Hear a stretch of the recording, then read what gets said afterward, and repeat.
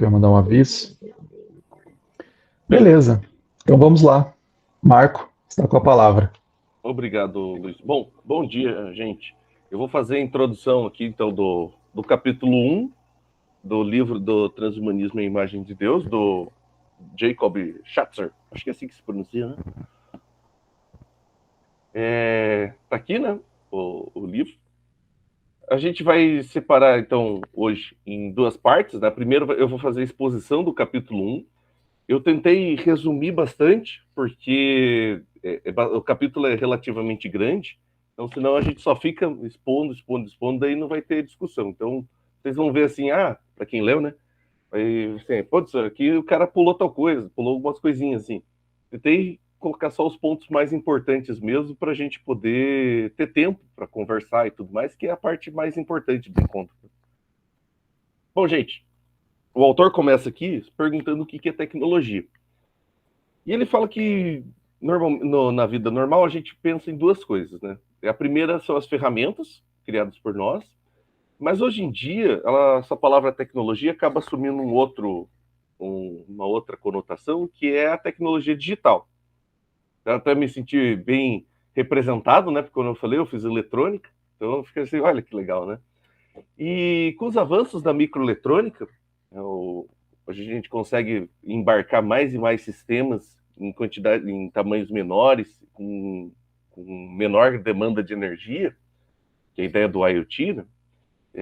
Mais ferramentas antigas estão se tornando até certo ponto digitais. Então eu até coloquei IoT, eu acho que ele falou aqui Internet das Coisas. Internet das Coisas, que a ideia é você ligar todas as coisas mesmo na internet, você digitalizar todas as coisas. Um exemplo assim que tem, não é do livro, mas um exemplo que eu já vi, só para a gente ter uma ideia até que ponto isso pode chegar, é prendedor de roupa com Bluetooth. Isso existe, serve para avisar quando está chovendo e está molhando a sua roupa. Um exemplo assim, né, das coisas que a gente hoje em dia já consegue digitalizar. Também nós usamos no dia a dia das duas formas. Mas ele se pergunta que a gente precisa entender as mudanças que nos levaram a pensar a tecnologia apenas como tecnologia digital. Então, a tecnologia digital, ela nos convida para uma imersão que afeta a nossa formação. Ela está nos formando de alguma forma. Mas como que ela nos forma? É a pergunta que ele faz. E daí eu coloquei esse trecho aqui para a gente ter uma ideia do que ele está falando. O transhumanismo e o pós-humanismo são dois movimentos filosóficos relacionados e intimamente interligados às promessas da tecnologia. O pós-humanismo defende que é um próximo estágio na evolução humana. Nesse estágio, os seres humanos se tornarão pós-humanos devido à nossa interação e à nossa conexão com a tecnologia. O transhumanismo, por sua vez, promove valores que contribuem para essa mudança. Ela tem em vista o pós-humanismo, e ambos se baseiam em grande medida ao potencial oferecido pela tecnologia. Eu grifei ali o Promessas da Tecnologia. Teve um livro que a gente começou a ler aqui na BC2 Tech. Eu não tenho a capa porque esse daqui eu baixei o PDF, pedi para, que é o do Cupani. E tem um capítulo que ele fala sobre o Ortega e o Gasset.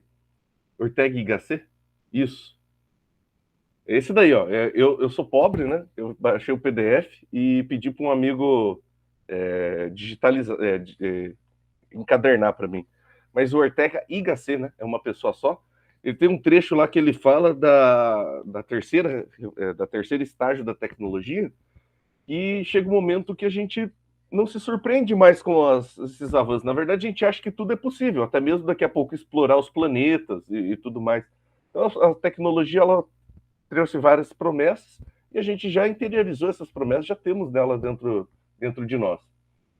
E a tecnologia, o autor coloca que promete, então, possibilidades ilimitadas, e o transhumanismo e o pós-humanismo fazem a campanha de marketing, tá, para dizer assim. No entanto, muitas pessoas, a gente hesita em algumas dessas promessas. Mas, por exemplo, né, a questão de erradicar todas as doenças, erradicar a morte, né? Tem aquele livro do Harari, né, o Homo Deus, que ele fala que morte é só um problema técnico, uma promessa de erradicar também a morte. Então, mas por mais que a gente hesite em relação a essas promessas da tecnologia, o autor pergunta, né? Tá, mas até quando que a gente vai hesitar? Até quando essa hesitação vai durar? Ele coloca assim na página 33, se vocês quiserem ir acompanhando. Embora algumas pessoas mudem de opinião com base em pesquisas e reflexões criteriosas, outras mudarão aos poucos de maneiras menos drásticas, porque a forma como usamos as ferramentas hoje nos modifica de modo que sejamos outros amanhã. O uso que fazemos das ferramentas que os seres humanos criam, por sua vez, nos define como humanos. Essas ferramentas podem nos transformar em outra coisa por meio da interação que temos com elas. Essa mudança ocorre porque as ferramentas são regidas por uma lógica e essa lógica projeta determinado tipo de futuro.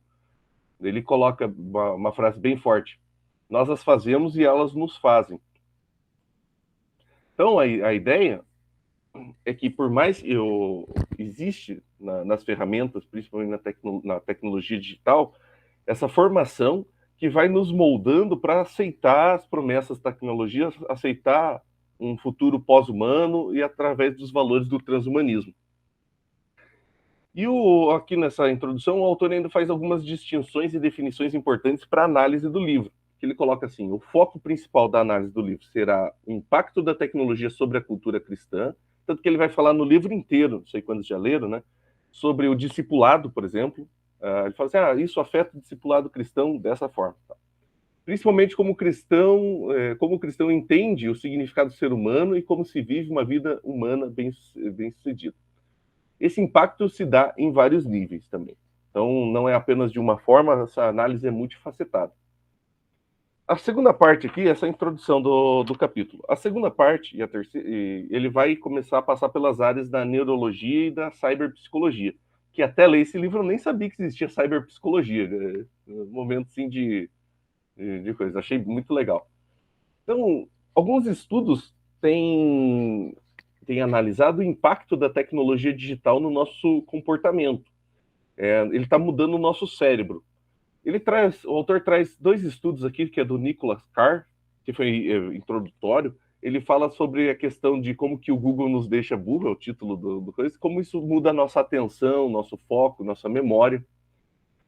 Mas a Mary Eichen, ela é uma cyberpsicóloga, ela diz que esse impacto da tecnologia no nosso cérebro, ele vai além de concentração e atenção, por mais que isso por si só já seja preocupante, né?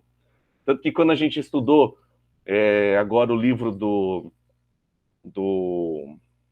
da Sociedade do Cansaço, tinha os capítulos lá, o 2 e o 3, ele fala da tecnologia, da tecnologia e tudo mais, mas como que isso afeta a nossa atenção, como tem uma luta pela nossa atenção, né? Isso aí por si só é preocupante, mas ela fala que isso vai além, porque a tecnologia nos apresenta comportamentos que de outra forma nós não teríamos descoberto, nós não teríamos acesso, e ainda socializa esse tipo de comportamento.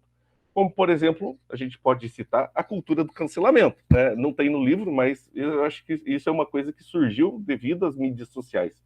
Então não existia dessa forma como a gente tem visto, né? O ex-Twitter, né, o X, é um campo aberto para esse tipo de coisa. Daí o autor continua falando da neurocientista Susan Greenfield, que ela faz uma analogia entre a mudança da mente, que a tecnologia tem provocado, com as mudanças climáticas. Que ela diz que uma é análoga à outra, porque ambos são globais e é uma coisa sem precedentes. Está acontecendo muito rápido, de forma está crescendo exponencialmente. Só que o problema é que essas mudanças que estão apenas sendo notadas hoje, elas levarão anos ainda para serem melhor compreendidas. Nós estamos falando que tecnologia digital, por mais que seja antigo na história da eletrônica, né, foi popularizada há pouco tempo. Smartphones, quando eu entrei na faculdade, não existia smartphones ainda. 2009. Luiz também, né, Luiz? Não existia esse tipo de coisa, né? Internet era algo que você usava na tua casa, naquele momento ali, usou, acabou. Você ainda tinha tempo para usar, não tinha um acesso ilimitado, né? Porque você pagava por minuto usado, né, na internet de escada. Enquanto hoje em dia, por conta dos avanços da eletrônica, nós temos mais processamento hoje na palma da mão do que a gente tinha nos computadores de casa antes, que era aquele trambolhão, né? Mas a pergunta é, a tecnologia antes não nos formava? Mas por que a gente está alardeando isso agora? Daí o autor fala assim, ué, será que o jogo mudou? Porque a tecnologia antes nos formava. O martelo, ele tem também uma formação no ser humano, da mesma forma que a tecnologia hoje, mas não é exatamente da mesma intensidade ou da mesma forma. Ele nos forma, mas a tecnologia digital mudou muito o jogo em relação às tecnologias antigas. Tanto que ele fala assim, o jogo mudou? Sim, o jogo mudou. Porque a tecnologia digital ela é diferente das tecnologias tradicionais por três razões. A primeira é o tipo de acesso, é um acesso que tem muito mais velocidade e muito mais imersivo, né? E ubíquo também, né? A internet hoje está em todo lugar, em todo canto, você tem acesso ilimitado, informação muito rápido também a velocidade com que as coisas mudam e você consegue acessar essas coisas. A capacidade de gerar dependência, esse também é um ponto importante. Tem até aquela frase icônica do dilema das redes, né? Só tem dois mercados que chamam os seus clientes de usuários, né? O de drogas e o de internet. E a última é que nenhuma outra tecnologia forma indivíduos tecnológicos da mesma forma. Indivíduos tecnológicos, para quem quiser, a definição está na página 34 e 35, que é aqueles que abandonaram os fins humanos em prol dos fins da tecnologia. Definição lá de um autor que ele usa. Então, essas três razões explicam por que a preocupação hoje com a tecnologia digital é, é tão maior quanto a da tecnologia era antigamente. Porque os filósofos antes discutiam sobre tecnologia, mas hoje o negócio está passando do campo da filosofia e a gente tem médicos e psicólogos e outras áreas do conhecimento e da saúde se preocupando também com tecnologia. Ele vai trazer para o debate, para a continuação, dois teólogos barra filósofos. Ele fala teólogos, mas o Smith, eu acho que ele não é formado em teologia, eu acho que ele é filósofo, né? Que é o Smith, né, do Você é Aquilo que Ama, a trilogia de liturgias culturais que tem em português, né? E o Conyers, que até então eu não conhecia, mas ele é um teólogo, tem livros publicados em português aqui no Brasil, mas eu até então não conhecia. Acho que morreu em 2004, então morreu relativamente pouco tempo. Então o Smith, bem conhecido, né, da patotinha, ele analisa o ser humano do ponto de vista do coração, daquilo do amor. Ele diz que o ser humano não é apenas pensamento, mas aquilo, primordialmente, aquilo que ama. Tanto que ele tem naquele livro Você é Aquilo que Ama, ele faz aquela imagem que às vezes a gente tem do ser humano, que é um cérebro num palito. A gente imagina só o lado racional. Mas existe toda a ideia do coração, do direcionamento pré-cognitivo, que o nosso sentimento ele nos direciona, né? O telos, uma visão de boa vida. Ele diz assim na página 46, o autor, né? Quem somos depende do que amamos e não simplesmente do que pensamos. E essa formação por meio do amor, ela se dá por meio de hábitos e práticas, que o Smith vai dizer que existem dois tipos, que são os hábitos tênues e os densos. Mas no fringir dos ovos, independente da prática, o autor vai colocar que independente se é um hábito denso ou tênue, ambos te formam, porque os hábitos tênues, eles também podem estar no meio de um emaranhado denso, que vai levar o seu coração para uma determinada visão de boa vida. Então ele coloca que nenhuma prática é neutra. As práticas tênues também podem servir a fins densos. Então tudo que a gente faz algo em nós. É uma frase do Smith. E o Smith define liturgia como práticas rituais que funcionam como pedagogias do desejo supremo. São aquilo que a gente faz no dia a dia, na vida ordinária, que nos leva a essa visão imaginativa de boa vida, que vai guiar o nosso coração. É bem legal, inclusive, o livro Você é Aquilo que Ama. Se alguém não leu, eu recomendo. E o Smith tem uma abordagem que ele fala que é o uso das lentes litúrgicas. No livro dele, isso fica bem legal, porque ele analisa o shopping, o que está por trás do shopping. Ele fala que o shopping, na verdade, é um templo religioso. E ele analisa nesse ponto de vista das liturgias e como que isso nos forma, da mesma forma que a igreja nos forma também. Então, ele usa na sua análise essas leis litúrgicas e analisa todas as práticas para que fim ele está nos levando, para onde que ele está nos treinando, para onde que isso vai treinar o nosso coração, qual que é a visão de boa vida que está embutida nessas práticas. E o nosso autor diz o seguinte, o Jacob aqui, já somos íntimos. Essas liturgias seculares nos ajudam a compreender de que modo o ser humano está sendo modelado, de maneiras importantes por instituições e práticas culturais que, com muita frequência, não são analisadas. Ao chamá-las de liturgias, lembramos-nos de que são também formativas e igualmente merecedoras de reflexão cuidadosa, assim como as práticas mais sérias. O Conyers, o autor também vai usar a ideia do Conyers aqui, mas com uma análise da vocação e da ideia de chamado. Então, eu coloquei 2 As aqui. A análise das sociedades de hoje, na análise dele, as sociedades de hoje perderam essa conexão com o transcendente e qualquer tipo de vocação. Ele não trata especificamente da tecnologia, mas o autor diz que os insights que ele tem podem nos ajudar na análise sobre a tecnologia. E o Conyers vai dizer que a sociedade moderna ela perdeu o sentido de vocação. Ele não é o único que fala isso, não é o único, mas ele está trazendo isso, e é um teólogo interessante. Que antes isso era algo vital nas sociedades pré-modernas, né? Lembrando que nas sociedades pré-modernas você era o todo que definia nosso papel na sociedade, e não a gente mesmo que definia, né? Você nascia numa família, numa determinada coisa, e aquilo já meio que ditava boa parte da tua vida, o que você ia fazer e tudo mais. Quando eu estava na FAI, eu tive uma aula da disciplina de psicologia, e o professor falava até que não existia, nas sociedades pré-modernas, não existia nem a ideia de indivíduo. Isso foi um conceito moderno que surge justamente dessa quebra do universo pré-moderno a partir do moderno. E nossa sociedade atual, ela é muito diferente da pré-moderna porque nós pregamos o poder e o controle. E nós não queremos responder a ninguém, nem participar de uma comunidade. E a lógica da tecnologia nos estimula a cultivar essa visão de controle. Inclusive, antes da gente começar aqui, eu recebi uma mensagem no meu celular e o negócio assim estava pedindo para eu atualizar determinado aplicativo porque eu teria mais controle sobre as coisas. Acabou de acontecer. Apareceu ali a notificação. Então a gente prega sobre controle. Inclusive, o autor coloca aqui, citando um outro, até a noção de verdade, ela se reduz muito ao quanto que a gente pode controlar. Isso tem muito a ver, por exemplo, o irmão ali que é engenheiro também, né?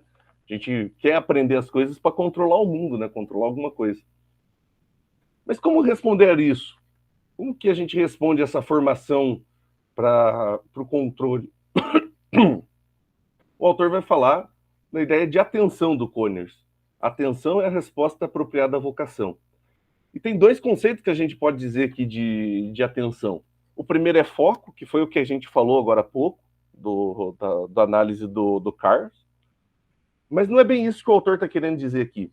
Ele está colocando que a atenção é ocupar-se daquilo que é mais importante e fundamental para o verdadeiro progresso humano. É você ter atenção, você focar da tua vocação, naquilo que Deus quer, no chamado de Deus e tudo mais. No teu papel ali que você tem que desempenhar. Atenção significa pôr abaixo as vãs imaginações e é a eliminação de uma visão de existência centrada no eu. Para o Schatzer, essa condição de atenção é contrária ao modo de vida atual, que já que a gente está sempre focado no eu, a atenção é justamente o contrário, é você não focar no eu e focar naquilo que é essencial para a tua vida, que é o teu chamado.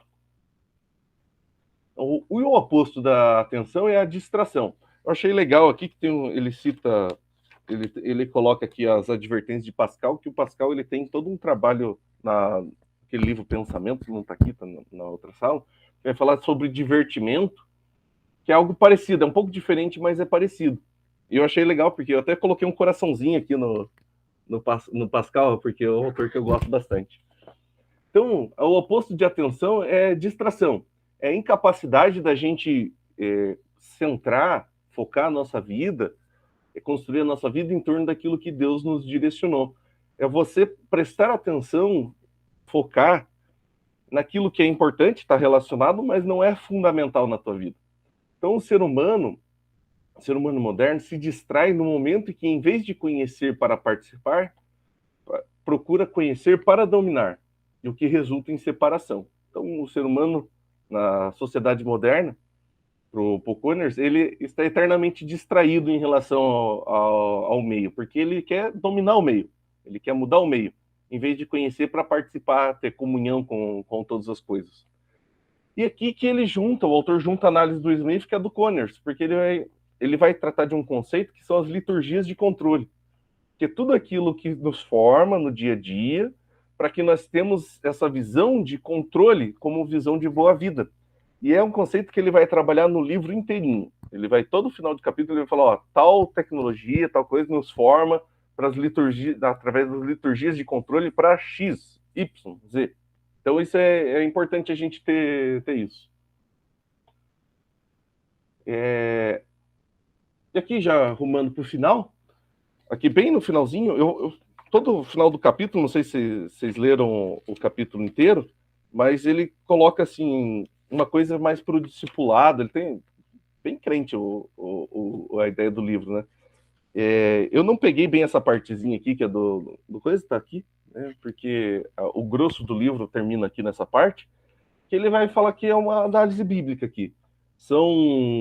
Mas a estrutura para análise do progresso humano, para auxiliar a reflexão do transhumanismo, a gente pode utilizar duas passagens bíblicas, que é Gênesis 1 e 2, que é o mandato cultural.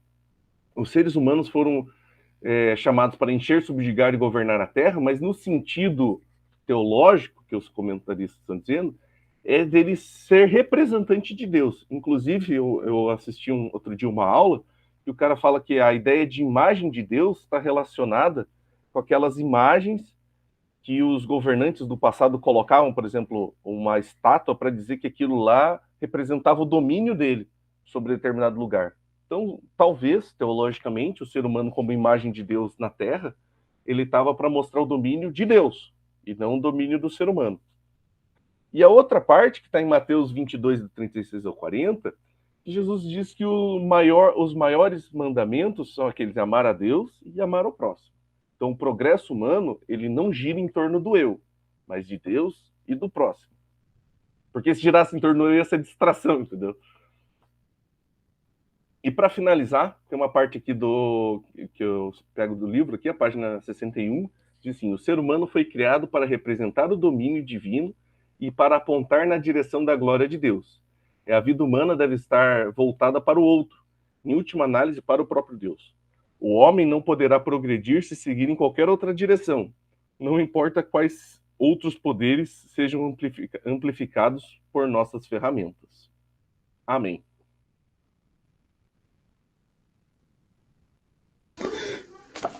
Amém. Muito bom. Muito bom, muito bom. Ah, viu? Não foi tão comprido, hein? Não Marco. Foi tão comprido, porque eu tirei uns 10 slides, né? Me mandou. Quantos slides tinha original que você me mandou? Eu acho que tinha quase 30, né? 30. Muito bom. Bom, eu vou, antes de também comentar alguma coisa, vou abrir aí, gente. Fiquem à vontade para falar, comentar o que acharam, o que não acharam, dúvidas, comentários, Desculpa insights. ser muito rápido, tá, gente? Porque a ideia é mesmo a gente ter um tempo de conversa, né? Senão a gente acaba mais tendo a apresentação do que o grosso do negócio, que tem que ser a troca de informações. Sim, com certeza.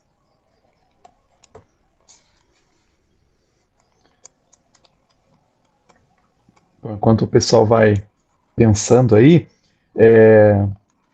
assim, eu já tinha lido esse livro, né, antes de ter a tradução dele. Fiquei bem feliz, assim, quando saiu, ia falar que ia sair a tradução, porque eu acho que a gente tem uma ausência, né, de livros cristãos falando sobre tecnologia, tipo um vácuo mesmo, assim, né? Tem poucos livros nesse sentido. E aí, alguns anos, né, a gente vai tendo lá, começou com mesmo a própria DC2, né? Lá tem naquela coleção, eles têm dois livros, né? A Filosofia da Tecnologia e o do Skirman, né?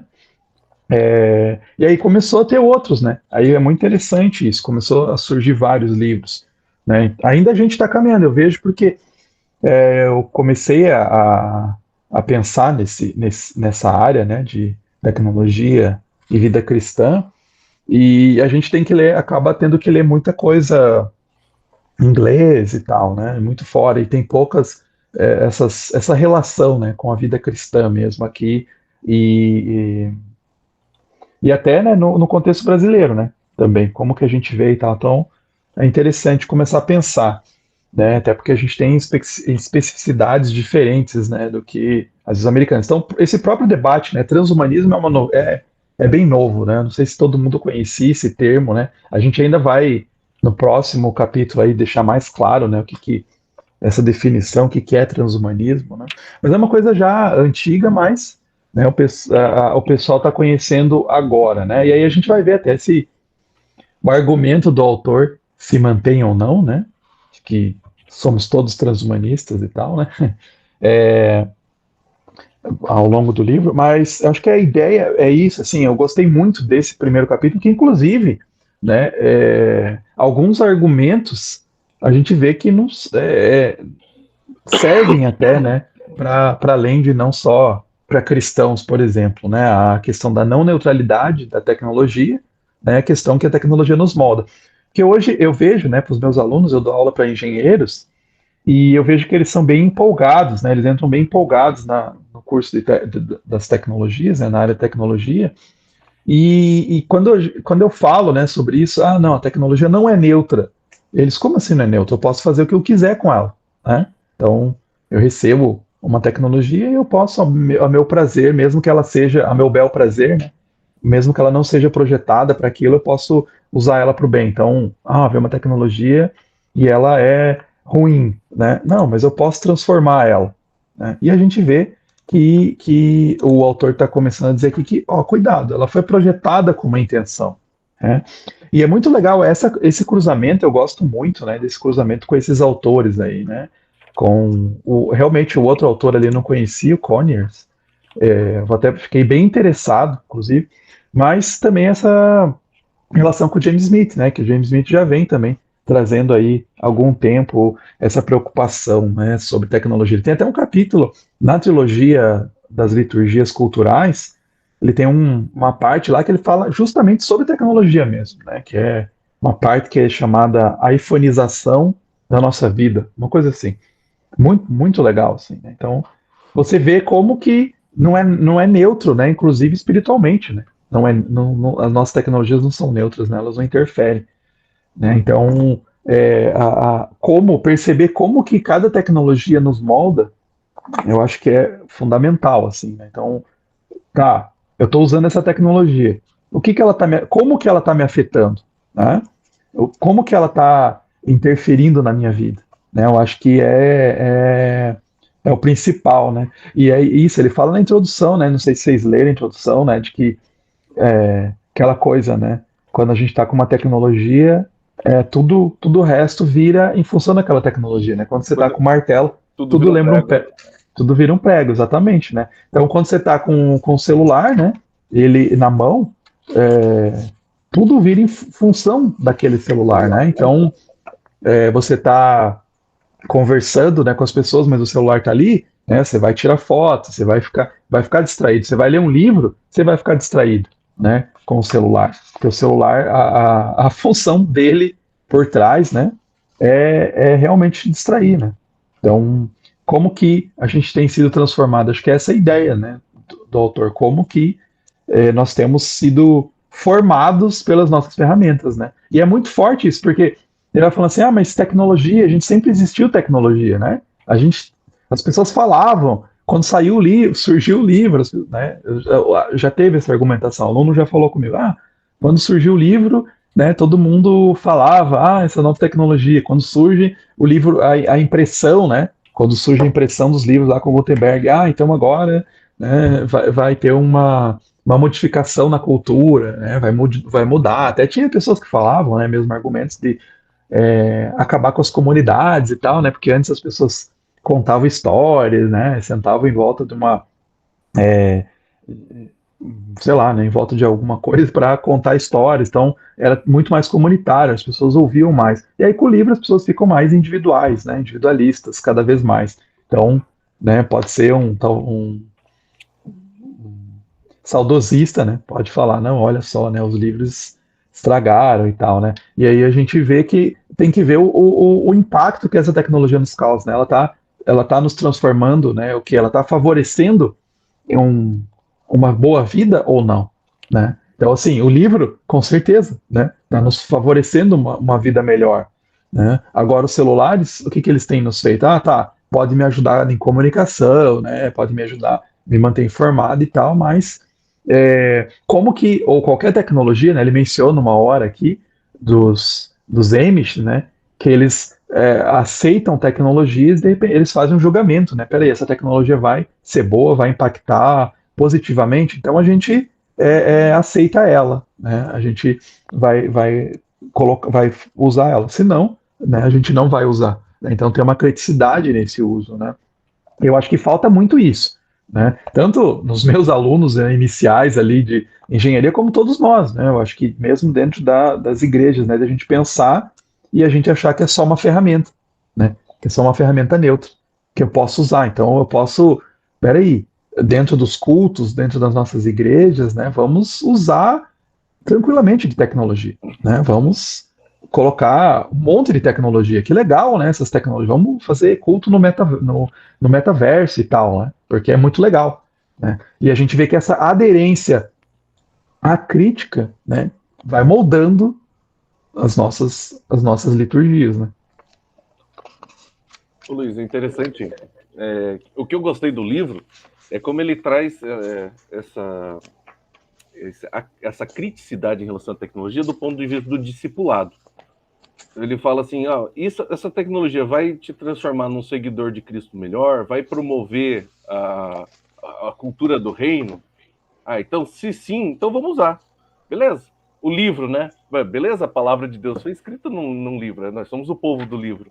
Mas não, nós não somos o povo do celular e da internet.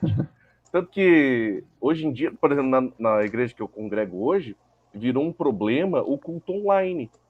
Por quê? Porque as pessoas estavam preferindo assistir em casa do que participar. Mas daí você para e fala assim, beleza, o culto online foi bom durante a pandemia, mas é porque não tinha outra alternativa.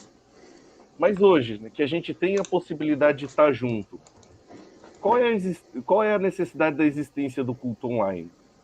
Isso aí a gente tem que começar a se perguntar. E, inclusive, tem algumas atividades na nossa igreja que os pastores começaram a falar, cara, a gente não vai mais transmitir, porque as pessoas estão ficando em casa, estão virando individualistas, elas têm que estar aqui com os irmãos. Então, daí, se a gente olha do ponto de vista do discipulado, o culto online, que por mais que a ferramenta tecnológica tenha ajudado muito durante a pandemia, é algo que a gente está tendo que abrir mão, porque justamente está batendo de frente com o discipulado cristão, porque o discipulado é você ter comunhão com os irmãos. Agora, se você começa a assistir online, olha que louco, trazendo para o contexto do livro, né? Será que isso não promove as liturgias de controle? Sim, porque se você não gosta de determinada palavra, você vai para outra. Você pode falar assim, não vou escutar o louvor aqui. Daí você vai lá, tira, faz outra coisa. Então você pode mutar, falar, não gostei do pastor, não gostei do pregador e tudo mais. Lava a louça, vou lavar a louça, vou limpar a casa. Então você tem até uma liturgia do controle, você tem uma ideia de multitasking, né, que a gente viu lá no Sociedade do Cansaço, o Byung-Chul Han fala que, na verdade, é um regresso civilizatório. Então você vê a quantidade de coisas que essa tecnologia... Uma coisa simples, que é um vídeo transmitindo ali. Mas quando você está na igreja, você tem que estar focado naquilo, você tem que estar prestando atenção, você vai ter o irmão incomodando, mas aquilo também vai te treinar a ser uma pessoa mais tolerante e tudo mais. Até com o tiozinho da projeção ali, que às vezes vai errar, e você vai ter que ser mais tolerante com ele também. Então isso que eu gostei do livro. que ele serve muito assim para a gente trazer para a igreja um debate sobre o uso de tecnologias. A gente também não está a gente não tá sendo ludista, né? A gente não está dizendo que a gente vai quebrar tudo, mas tem uma criticidade mesmo. Bem isso. Exatamente. E aí, gente? Bom dia a todos. Bom dia. Primeiro eu gostaria de agradecer aí ao Luiz e ao Marcos aí, Marcos pela apresentação e o Luiz pelo espaço. Sou novato aqui na ABC2 Tech e gostei muito daquilo que eu ouvi. Tá? Eu sou engenheiro eletricista, formação em sistema de potência e também faço teologia também. Eu queria pontuar algumas coisas aí. Em relação à teologia do culto, tá? E aí, apenas para nossa reflexão. Me parece que o conceito de culto, que é prestar culto, se esvai pelos nossos dedos, né? E aí nós transformamos rapidamente ou inconscientemente em assistir culto. O culto, ele é prestado. Todo culto é culto ao Senhor. Nesse sentido, desculpa aqui, nesse sentido, eu sei que há uma acomodação, uma flexibilidade em chamar de culto evangelístico, culto da família, culto das crianças, culto dos pais, culto das mães. Todo culto é ao Senhor e ele é prestado ao Senhor. Acho que esse é um ponto bem interessante, que às vezes nós sabemos isso, mas parece que esvai. Esse é um ponto que eu gostaria de colocar aqui no debate. A segunda coisa seria a questão dos limites da tecnologia, né? Me parece que não existe essas categorias de ruim, de bom, certo e errado, mas me parece que existem determinados limites que, quando são atravessados, ela se torna algo não interessante. Entendeu? Eu gostaria de ouvir o que vocês, os irmãos, acham disso.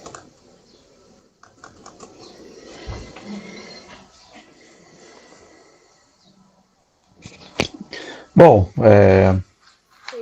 eu acho que assim, a maneira como realmente, né, eu acho que quem define bem legal isso, né, é realmente o James Smith, né, naquela liturgias culturais, e uma das coisas que ele fala que é fundamental, assim, que também a gente tem dado pouca atenção é a questão do corpo, né, dentro das liturgias, né, dentro de, por exemplo, como você colocou, né, muito bem,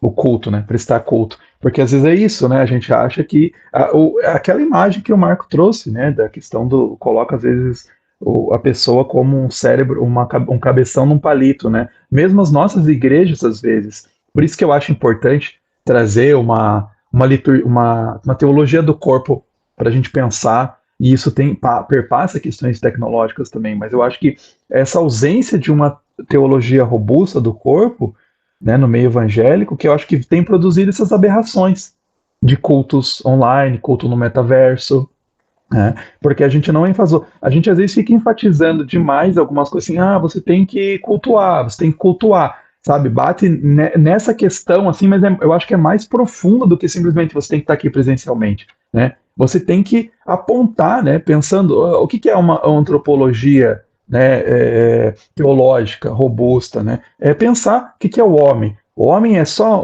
um cérebro, então tá, você vem aqui e você ouve, né? Então é isso que é, você tem que vir aqui e ouvir, né, a pregação. E daí realmente, se essas questões, se o culto é só uma questão relacionada ao intelecto, né?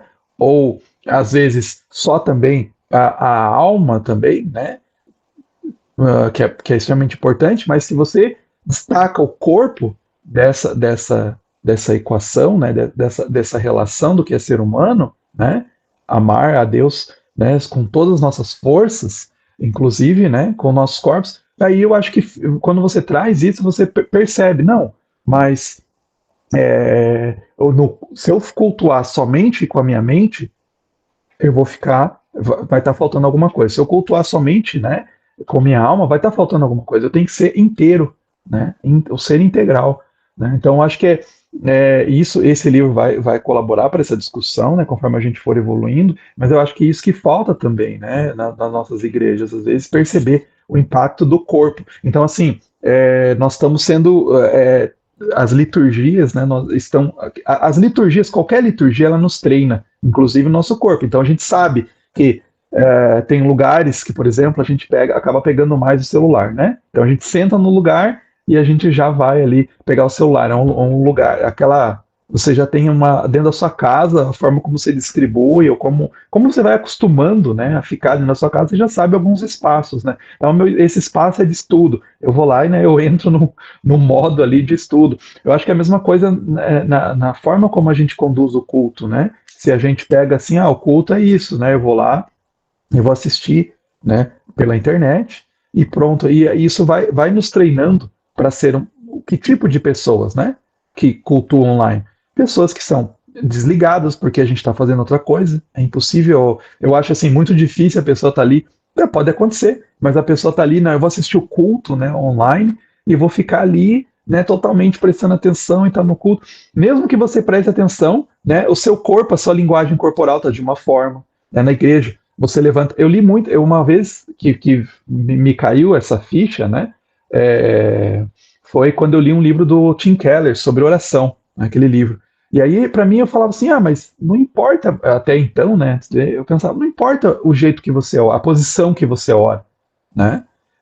Você pode orar deitado, sentado, de pé, não importa. Aí ali ele fala, né? Como que a posição que você tá na oração te impacta também, né? Então, se você ora de joelho, se você ora sentado, não que você não possa orar em qualquer posição, mas assim, tem um impacto diferente, né, em você mesmo, né? Então, a gente sabe, né, quando a gente está lá na igreja e está naquela comunhão cantando, né, você vê que tem, né, uma coisa diferente, né? É diferenciado. Eu acho que a gente tinha que exatamente pensar nesse sentido, né? Ampliar essa visão de que é só só a mente que importa, né? E tal. E aí é isso, né? Quando a gente está prestando culto, a gente está prestando esse culto, né? Somente realmente presencialmente, ali só, ou às vezes você vai presencialmente é só com a sua mente, né? E você não está completamente ali,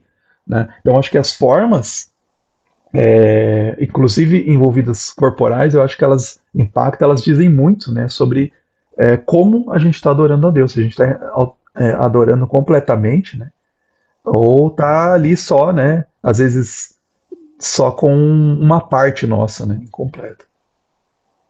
Um autor que... Desculpa, Luiz, você terminou? Terminei. Tá. É um autor que também fala isso, e é bem lido, mas a gente às vezes não percebe, é o Lewis. No Cartas de um Diabo Seu Aprendiz, ele vai falar assim, justamente sobre oração, que o demônio está falando assim, não, deixa ele orar de qualquer forma, deixa ele pensar assim, porque, na verdade, os hábitos dele são do inferno, são nossos. Então, por mais que a mente dele esteja lá com Jesus e tudo mais, todo o resto da formação dele é nossa. Ele fala assim que o ser humano, da importância da posição até na oração, porque ele fala assim, o ser humano ele é alma, mas ele também é corpo. Então deixa ele esquecer que ele é corpo. O Lewis coloca assim. E eu só reparei nisso depois que eu fui reler, depois de ter lido o Smith.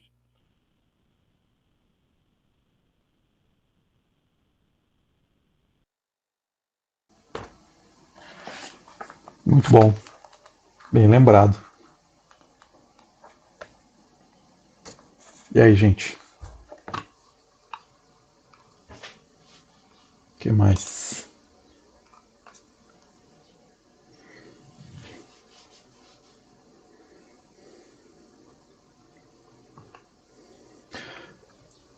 A Camila...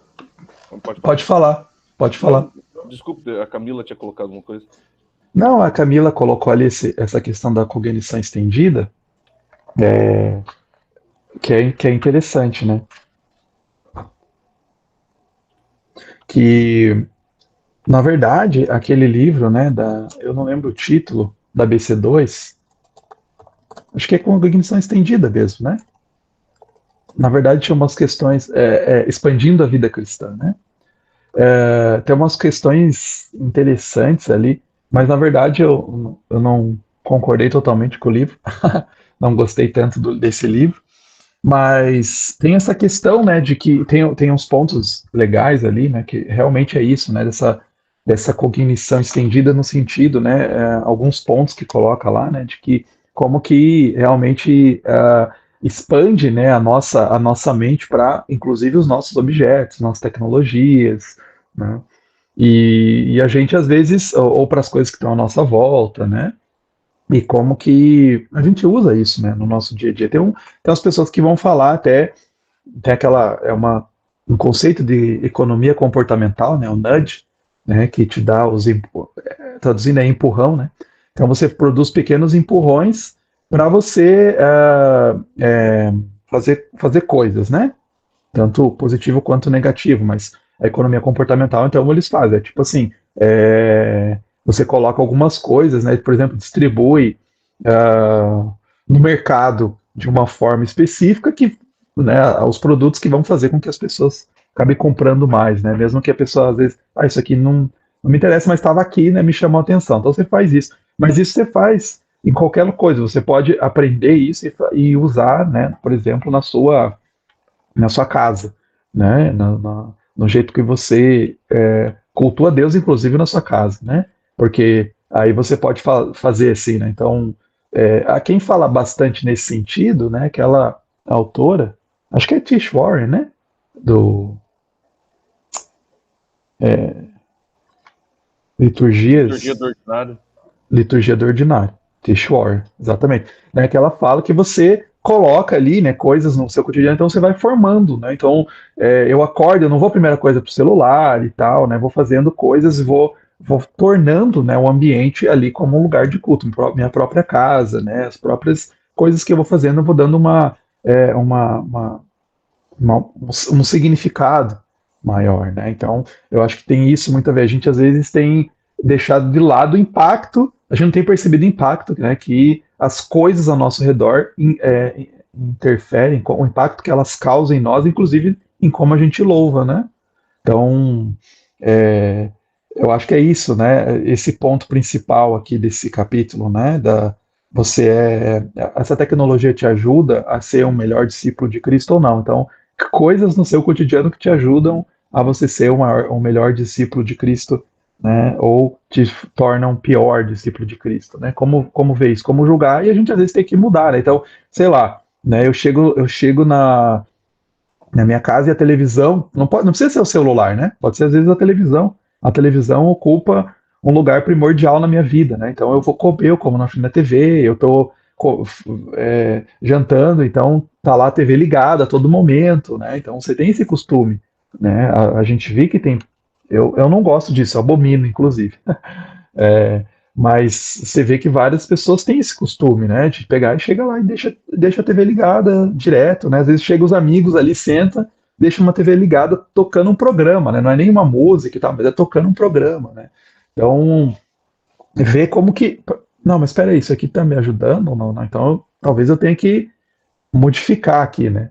Não deixar mais, né, a televisão como o centro da minha casa. Quem fala isso é o Andy Crouch, né, no Sabedoria Digital, né? Sabedoria Digital para a Família. Ele fala, antigamente as pessoas tinham, né, a lareira era o centro da casa, né? Então, e até os pagãos lá colocavam, né, os deuses lares ali, né? Ficavam em cima da lareira, daí que a gente tem esse termo lareira, né? E era o centro, as pessoas ficavam em volta da lareira. E aí hoje a gente vê que em muitas casas acontece isso, fica em volta da televisão, né? E as famílias e tal, né? E como que isso, né, nos ajuda? Então a gente senta em família, a gente não conversa mais, a gente senta em família, né, em volta de um eletrônico e todo mundo fica ali, né? Agora individualizou mais, né? Cada um senta com o seu celular e fica ali, né, a família sentada, todo mundo, cada um com o seu celular, cada um no seu universo, né? Então como que isso afetou, né, bastante. Eu vejo às vezes as pessoas, por exemplo, um outro, Bíblia no celular, né, que é escorregadio, né, essa tecnologia é muito boa, né, a gente pode acessar em qualquer lugar, só que a gente vê muitas vezes, né, acontece, a pessoa vai lá ler, né, a passagem no celular e já tem lá um avisinho em cima, né, e uma notificação, e ela já baixa, já rola ali, né, e já dá uma olhada, né, na notificação e tal. Então, veja como já, né, distraiu, nos tornou liturgicamente distraídos. Né? Que esse é o ponto primordial ali que às vezes a gente se perde, né, Luiz? Porque, por exemplo, a gente fala assim, não, mas eu posso usar o celular para uma coisa boa. Mas a questão é que ele foi projetado para outra coisa, para gente ficar ali toda hora vendo outras coisas, tipo notificação aqui, não sei o que ali, vários aplicativos e tudo mais. Então, por mais que a gente tenha a intenção de usar ele para alguma coisa boa, no uso a gente acaba sendo levado para outro foco. Exatamente. Além disso, doutores, eu estou gostando bastante do que estou escutando. Né? Eu queria acrescentar mais uma coisinha em relação de um ponto teológico, né? E gostei bastante quando o Marco falou sobre a questão da imagem de Deus. A Imago Dei realmente no OAP, no Antigo Oriente Próximo, era reverenciado ao representante, ao faraó, ao Ra, ao que fosse ali do Antigo Oriente Próximo. E em Gênesis você vê a ideia de Imago Dei humanizada. Não é apenas o representante, o líder, mas o ser humano, a humanidade, ela tem a imagem de Deus representando que é a comunicação dos atributos divinos. Né? Então, esse ponto eu achei bem interessante de ser destacado. E a ideia que a nossa vida, corondel, diante de Deus, ela é um culto. O que nós fazemos em relação a uma instituição religiosa é um culto público, onde tem seus princípios litúrgicos de serviço, liturgia de serviço. Né? No entanto, quando nós saímos do culto, não acaba o culto. Começa o nosso culto privado. E aí eu pego a ideia que o Luiz colocou muito bem representado pelo livro A Cidade de Deus, de Fustel de Coulanges, a ideia que as famílias estavam diante do fogo sagrado, a ideia de lareira, a ideia de casamento, porque o solo era santo. Né? Então, essa ideia, que tem tecnologia ali também, mas a ideia ali era de comunhão, a ideia de representação, né? E era um ritual. E ali, não somente dentro do lar, quanto fora do lar, porque os antigos eram enterrados no cemitério do lado da casa, né? Tinha essa ideia de ritual de comunhão, né? Dos antigos ancestrais. Né? E o culto cristão é basicamente essa ideia de não somente dentro quanto fora, a sua vida está diante de Deus. Então, gostaria de destacar esse ponto, né, entre o ritual pagão, bem ilustrado lá na Cidade de Deus, no Estado de Coulanges, e aquilo que se chama de culto cristão, que não é apenas aquilo que nós prestamos numa instituição, mas em nossas vidas nós estamos diante de um Deus santo, nós temos que fazer esse Deus sorrir, buscar mais esse Deus. E a tecnologia, mais uma vez eu pontuo, ela tem os seus limites, e ela tem um alto potencial de entretenimento que nos leva a uma distração. Esse é o problema. Você está no carro, dirigindo, aparece uma mensagem no WhatsApp, mesmo que a pista for de 90 km, você pega, como eu peguei ontem. Então, é esse poder de distração. Uma vez eu falando com meu filho, eu cheguei a falar que o telefone até liga, sabia? Até faz ligação. Então, essa ideia de entretenimento é muito forte. Né? Então, era esse tipo de ponto que eu gostaria de colocar mais uma vez aqui. Obrigado.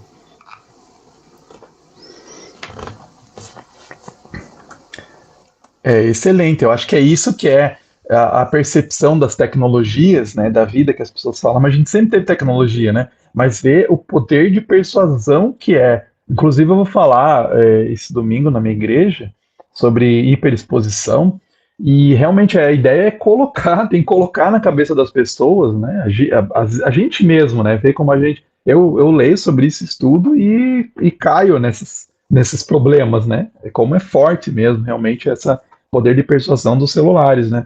A gente mostrar isso, falar, olha, realmente é um negócio assim que não tem igual, né? Um livro, uma tecnologia, né? O livro ele não fica lá, né, apitando e te chamando e brilhando uma luzinha para você pegar ele, né? A força dos celulares de persuasão é impressionante, né? E realmente, né?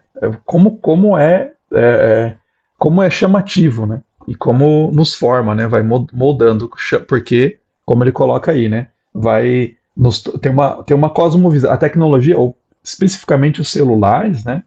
Eles têm uma cosmovisão particular, né? Uma forma como quer nos moldar, né? E vai nos moldando, de seres desatentos, né? E que a gente pode estar em vários lugares ao mesmo tempo, né? Então, assim, eu tô aqui assistindo um culto eu tô aqui é bem isso, né? Assistindo, né?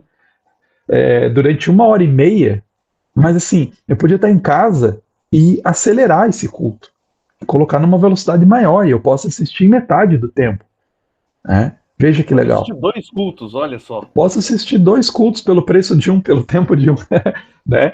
Então, e como é que forma isso? Realmente, o Marco falou sobre essa questão de pensar, da empatia, né? Da empatia, de você estar lá no culto e ter a bagunça, de ter outras pessoas, né, e tal, e ter um barulho, ter uma coisa, e ter pessoas diferentes ali, né? Então, tudo isso vai formando a nossa comunicação, né? É corporal e tal. Isso o que vai fazendo? É exatamente isso, que eu acho que é o argumento, a força do argumento, né? Vai nos tornando transhumano, porque vai tirando todos os elementos do que é ser humano, né? E vai raspando assim, né? Só vai sobrar realmente a mente. O foco é a mente. Né?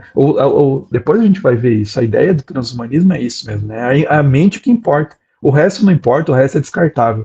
Né? E os nossos celulares vão fazendo isso, né? O que é? O que importa é a sua mente, é você, né, conseguir visualizar, né? Talvez depois a gente vai ter um celular na cabeça, né? Não vai precisar de tela, não vai precisar de fone, vai estar na nossa própria cabeça e pronto, né? A gente não precisa nem mais pegar ali, né? Já está na nossa cabeça. Esse é o futuro utópico para alguns, né? E distópico para outros. Um ponto legal que o Jorge colocou, é George, né? George colocou, é que é da questão ele falou do culto e depois do pós-culto, né? Mas nas liturgias tradicionais, o pessoal sempre que termina o culto, eles falam assim, né? O culto terminou, mas a missão continua.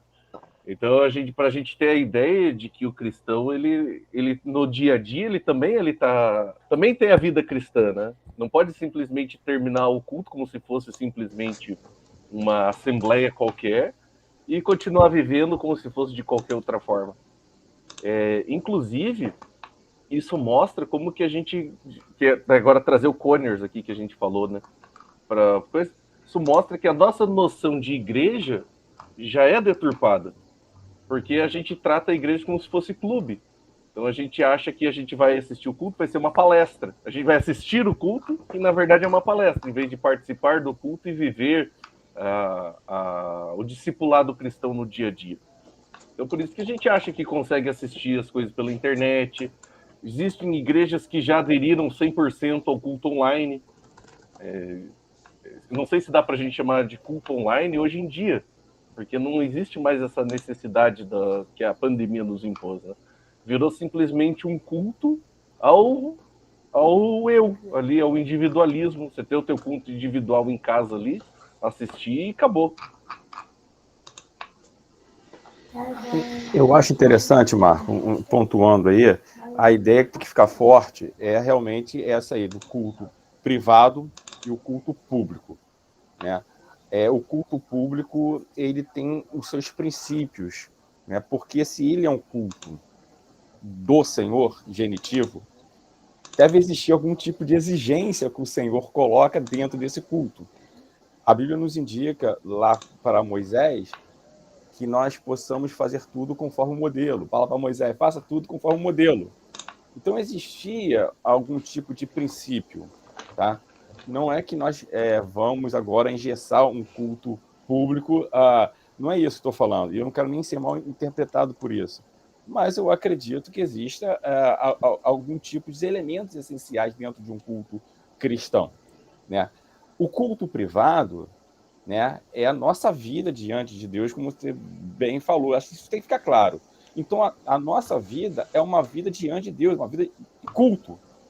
Tanto é verdade que o próprio livro de Malaquias, né, você vê a indignação do nosso Deus, né, diante de algumas classes, dentre elas os sacerdotes, que estavam esbarrando, estava quebrando alguns princípios. Né? Então, eu acho isso bem interessante em se pontuar. Então, a tecnologia, por exemplo, vou colocar aqui um tema aqui. Quando você tem, e gentileza, não quero ser mal interpretado, e aqui apenas uma colocação, até porque eu uso o telefone celular na Bíblia. Mas você entende que perde o sentido de canonicidade, do tipo Malaquias e Jeremias, onde eles estão, essa questão de agir. Eu entendo o papel, sim, dos celulares dentro dos cultos, e até eu uso isso. Mas a ideia de canonicidade, a ideia de agir, a ideia de devoção, a ideia de espiritualidade pode estar sendo permutada. Né? E aí eu acho que é mais ou menos o sentido no início do livro, que o Marcos expôs bem, quando fala que o Google nos torna burro. Me parece que o conforto faz com que você não utilize mais a sua devoção, a sua espiritualidade. Aquela espiritualidade do silêncio, com o celular você é altamente distraído, você não consegue sustentar uma oração, digamos assim. E esse é o ponto, porque você está perdendo o sentido de canonicidade, você está perdendo o sentido das coisas, e aquelas exigências do culto, você está sendo embrutecida. Esse é o ponto. Vocês concordam, se discordam, ou concordam até certa parte?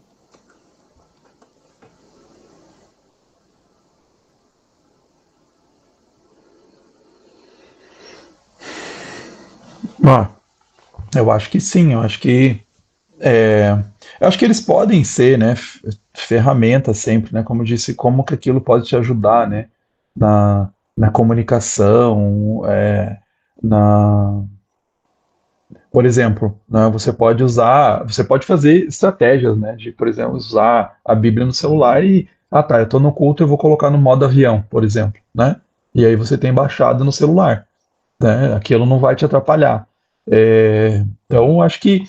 Ou tem pessoas que não tem problema, né? Já não abre ali, mas não vai ser afetado pelas notificações, né? Então, acho que cabe, assim, ver como que eu posso usar. E assim, né? A gente até tem o impacto, né? Por exemplo, do papel, né? Sem ser saudosista, né? Mas até estudos que falam, né? No papel, a leitura no papel é bem melhor. Realmente, pode chegar um momento que aquela brincadeira que tem, né, de espada em punho, né, as pessoas não vão mais conseguir fazer, né, os adolescentes aí que usam sempre no celular, né, porque não vão saber realmente aonde que tá, né, isso eu acho que é importante, né, também na leitura bíblica, né, o panorama bíblico, quando você lê a Bíblia inteira, né, você tem assim, né, eu tenho noção de que, né, isso aqui acontece, né, em tal lugar, e é importante, né, no desdobramento da história bíblica, né, até no plano de salvação, né, e tal. E quando a gente perde isso de vista, eu acho que a gente perde um componente bem importante, porque eu acho que é o James Smith mesmo, tem vários autores que falam, né, tem aquele carinha do drama das escrituras, fugiu agora o nome do autor, Marco vai lembrar aí. Drama das Escrituras.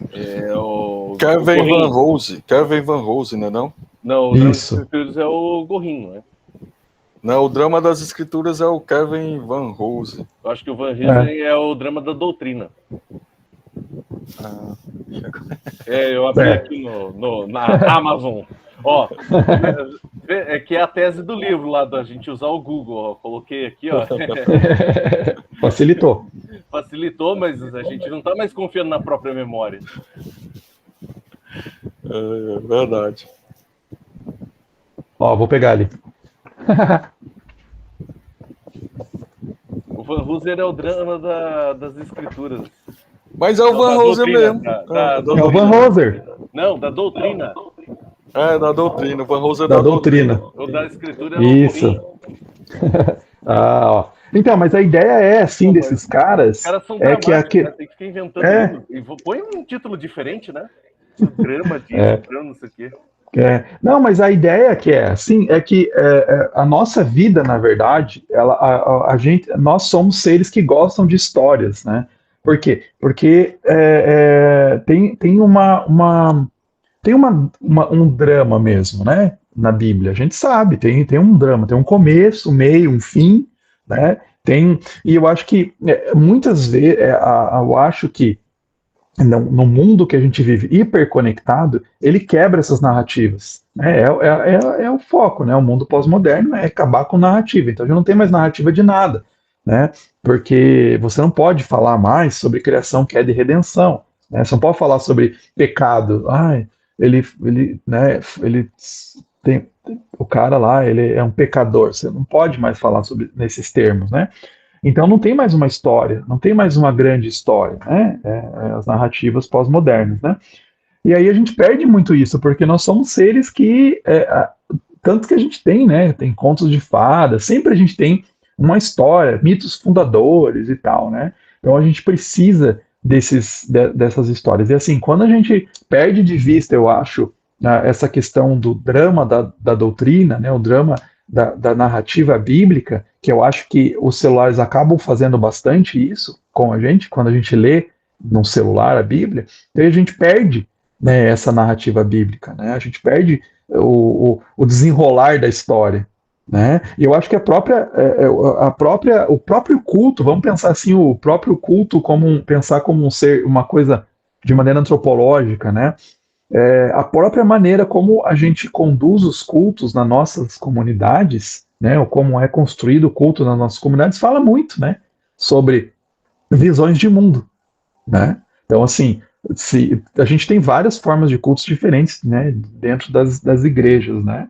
E cada uma é diferente, que com certeza é muito diferente do que era o culto no tempo de Jesus, né?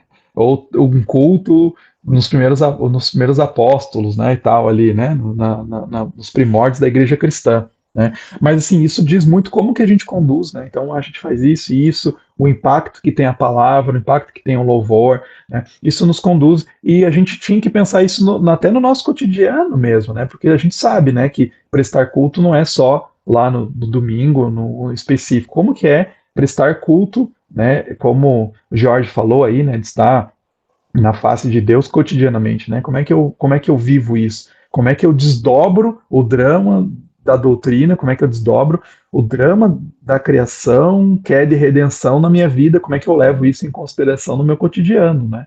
Então, acho que isso é muito legal, porque nós somos, né? O Marco falou, nós somos o povo da Bíblia, o povo do livro, né? Então, eu acho que a gente tinha que ter essas narrações, esses desdobramentos da história na nossa vida, né? A gente está sempre antenado nisso, né? Conectado com isso, né? E a gente perde isso. Eu fico pensando assim, as próximas gerações, qual que vai ser a visão que eles têm, né?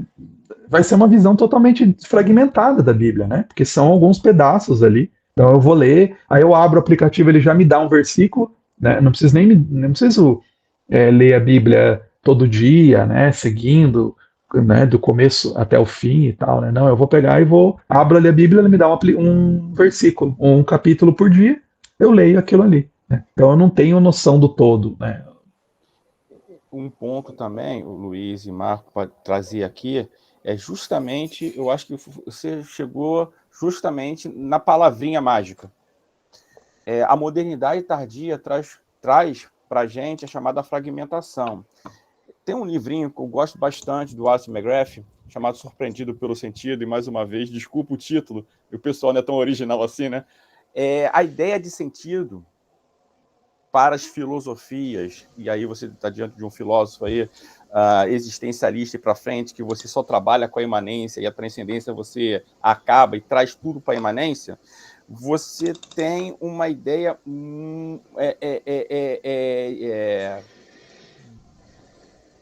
fraca ou então inexistente de sentido, até o ponto de afirmar que não há sentido. Então, aí que está. O McGrath começa nesse livro, Surpreendido pelo Sentido, justamente falando sobre isso, do poder das histórias de ficção e como envolvia, a história de ficção envolvia. Só que a pessoa era envolvida porque justamente ela tinha uma linha de argumentação lógica que dava para chegar a algumas conclusões e algumas elucubrações. Esse é o ponto. A ideia da tecnologia, eu estou falando do celular, pelo conforto que lhe dá, ele traz e ele acelera não somente o entretenimento, como também a fragmentação. E aí eu quero pegar um exemplozinho aqui. Há muito tempo dei aula de teologia no seminário presbiteriano. E a ideia é que as pessoas, os meus alunos, eles eram hipercompetentes, mas parecia que eles tinham blocos de Bíblia na cabeça. E parecia que tinha lacunas de história, do tipo... E nós fazemos isso também em nossas escolas bíblicas dominical, onde dá a historinha de Sansão, a historinha não no sentido pejorativo, e concentras aquele bloco de história e ninguém fala daquele período de Juízes, de Josué, parecendo que... E quando fala de cenas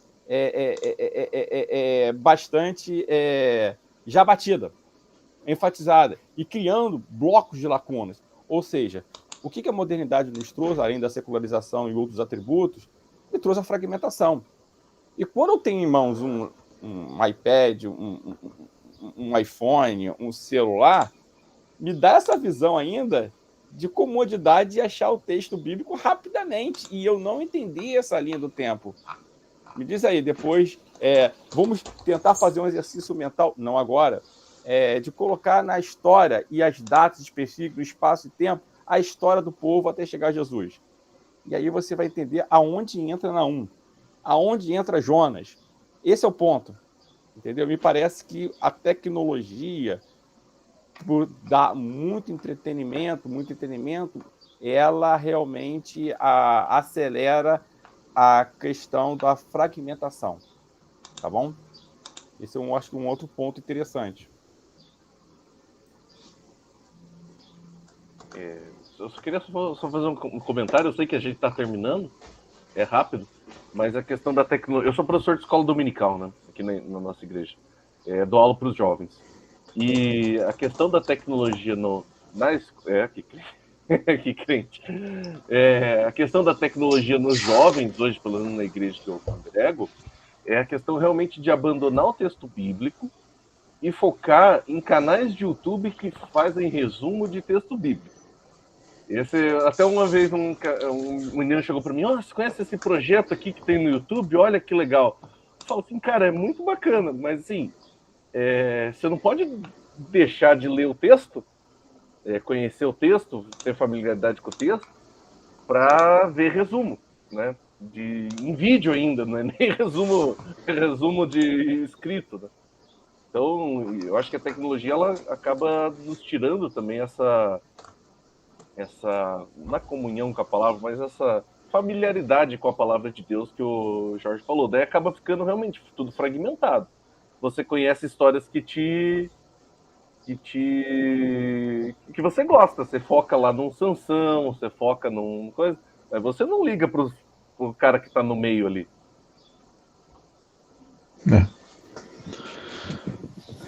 Gente, mais alguém quer comentar aí? Almir, fala aí. Pronto. Não, assim, sobre o livro, eu ainda não comecei a ler, porque eu comprei ontem o meu, ele já está em rota de entrega, pode chegar até a qualquer momento, tá entendendo?